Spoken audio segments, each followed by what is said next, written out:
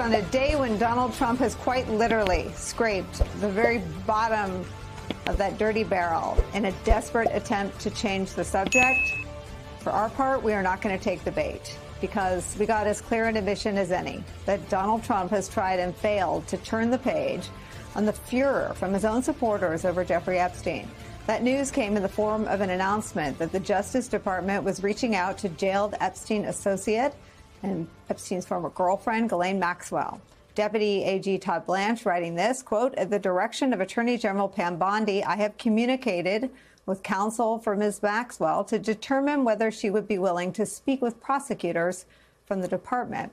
I anticipate meeting with Ms. Maxwell in the coming days. Until now, no administration on behalf of the department had inquired about her willingness to meet with the government. That changes now."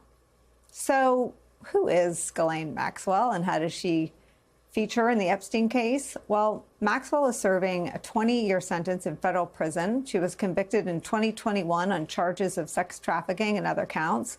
Ahead of sentencing, prosecutors said this about her, that she, quote, preyed on vulnerable young girls, manipulated them, and served them up to be sexually abused by Epstein. But if the Trump DOJ, now seeking to meet with Maxwell, is a case of Trump thinking he's going to throw his very angry base of supporters a bone, the decision to talk to her actually raises more questions than it answers. Did Trump's Justice Department try to close the book on Epstein without talking to his closest confidant and associate? The New York Times reports that in April, quote, Maxwell asked the Supreme Court to hear an appeal of her criminal conviction. In her brief to the court, she argued that a 2007 agreement by federal prosecutors in Florida barred her criminal prosecution. Under the agreement, government lawyers agreed they would not prosecute any co-conspirator of Mr. Epstein. The Justice Department, in a reply brief, urged the justices to reject the appeal. The justices have not announced whether they will hear the case. Politico adds this reporting, quote, "It also raises the question of whether Maxwell may try to leverage the meeting for a reduced prison sentence by telling the Justice Department what it wants to hear." The Trump administration's announcement that it is approaching Ghislaine Maxwell comes at a time when the public's fury shows no sign of dying down. Republicans are so eager to avoid the base's wrath that they have decided to cut and run, like literally. After saying yesterday that the Trump administration has to have space to do whatever it wants to do here, Speaker Mike Johnson today cut the House's work week short, skipping votes and sending lawmakers into a 5-week recess, a break, so it can all avoid having to take a vote, forcing the Trump administration to release all the files in the Epstein case. Epstein's closest associate, Ghislaine Maxwell, now embroiled in Donald Trump's crisis over his handling of the Epstein files, is where we start today. New York Times Justice Department reporter Glenn Thrush is here. Also joining us, journalist and podcast host Tara Palmieri is here. Tara has hosted 2 investigative series on the topic called Broken, Jeffrey Epstein, and Power, the Maxwells. And rounding out our panel is our friend, former Democratic Senator, MSNBC political analyst, Claire McCaskill. Glenn Thrush, let me ask you to first explain Todd Blanche's post in the Bondi X account early this morning. What was that? What does it mean? And where does it come from? Well, it's really kind of strange. He started off by saying that the memo that they put out, the Justice Department and FBI, the joint memo they put out in early July, saying nothing to see here. The investigation is over. Jeffrey Epstein, in fact, as every other investigation showed, did in fact kill himself. He said that stands. That's the final word. But Attorney General Bondi, at the instruction, following the broad instructions of President Trump, has okayed some kind of a conversation with Ms. Maxwell. Why is this confusing? Because is this an investigative effort? Does this have anything to do with bringing charges against unindicted malefactors? In Blanche's statement, he pretty explicitly says that there's really not a law enforcement purpose to this. So this is some sort of a political or public relations enterprise that's geared at, I think, getting information out to the public. It is a very odd, and dare I use this word, unprecedented deployment of the Justice Department to be sort of a public information bureau for Donald Trump's base, as opposed to having a fact-finding or law enforcement characteristic to it. And then on the flip side are all the various intertangled relationships that the Trump Justice Department, including Blanche himself, has with the attorney who's representing Maxwell. It's just an enormously odd and unpredictable situation. Just to say a little bit more about that, Glenn.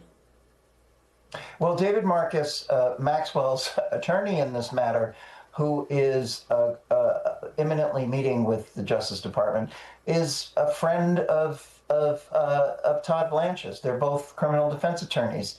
The Blanche appeared, I think, on Marcus's podcast in the recent past. And the statement that Marcus posted on his Twitter account confirming that Blanche had reached out to them praises Donald Trump for the way that he's pursuing this investigation.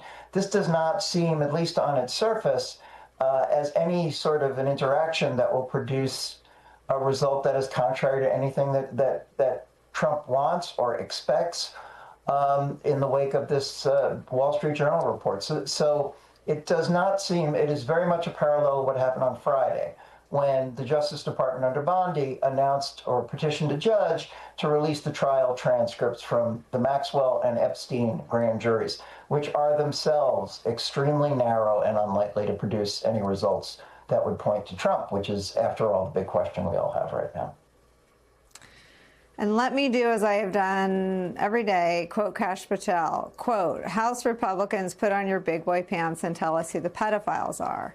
In a dramatic turn of events, the Justice Department under the Trump administration has announced plans to engage with Ghislaine Maxwell, the jailed associate of Jeffrey Epstein, in an effort to address mounting public and political pressure surrounding the Epstein case.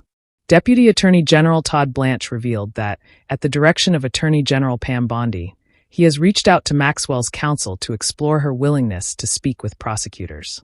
This marks the first time any administration has sought to engage Maxwell directly, a move that has sparked intense speculation and raised more questions than answers. Maxwell, currently serving a 20-year sentence for sex trafficking and related charges, was convicted in 2021 for her role in preying on vulnerable young girls, manipulating them, and facilitating their sexual abuse by Epstein. The decision to approach Maxwell comes amid a firestorm of controversy, with Donald Trump facing backlash from his own supporters over his handling of the Epstein case. Critics argue this move may be an attempt to placate his base, which has grown increasingly vocal in demanding transparency about Epstein's network of powerful associates. However, the announcement has drawn skepticism, with many questioning whether the Trump administration is genuinely seeking justice or merely engaging in a public relations maneuver to deflect scrutiny. The timing of the Justice Department's outreach is notable. Maxwell recently appealed her conviction to the Supreme Court, citing a 2007 Florida agreement that she claims barred her prosecution by shielding Epstein's co-conspirators. The Justice Department urged the court to reject her appeal, and no decision has been made on whether the case will be heard. Reports from Politico suggest Maxwell might leverage any meeting with prosecutors to negotiate a reduced sentence, potentially offering information that aligns with the administration's narrative. This raises concerns about the integrity of the process, particularly given the personal connections between Blanche and Maxwell's attorney, David Marcus, who have a history of professional collaboration. The Trump administration's approach has drawn sharp criticism for its apparent reluctance to engage with Epstein's victims, who could provide critical testimony about the network of individuals involved. Former Senator Claire McCaskill emphasized the importance of speaking to victims, noting their ability to identify perpetrators and provide first-hand accounts. Journalist Tara Palmieri echoed this sentiment, pointing out that many victims have filed civil suits and possess detailed records that could advance the investigation.